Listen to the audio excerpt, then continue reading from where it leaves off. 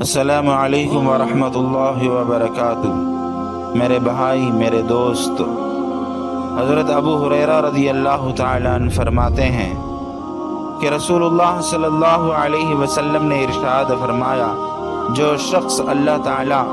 اور آخرت کے دن پر ایمان رکھتا ہو اس کے لیے لازم ہے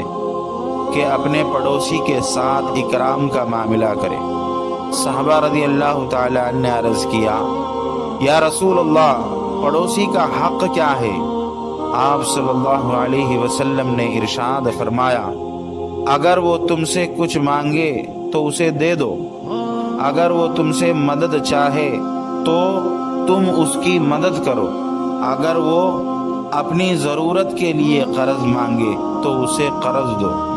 اگر وہ تمہاری دعوت کرے تو اسے قبول کرو، اگر وہ بیمار ہو جائے تو اس کی بیمار پرسی کرو، اگر اس کا انتقال ہو جائے تو اس کے جنازے کے ساتھ جاؤ،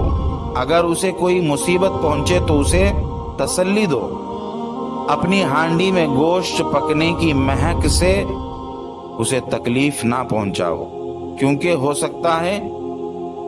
کہ تنگ دستی کی وجہ سے وہ گوشت نہ پکا سکا، مگر یہ کہ اس میں سے کچھ اس کے گھر بھی بھیج دو، اور اپنی عمارت اس کی عمارت سے اس طرح بلند نہ کرو کہ اس کے گھر کی ہوا رک جائے، مگر یہ کہ اس کی اجازت ہو۔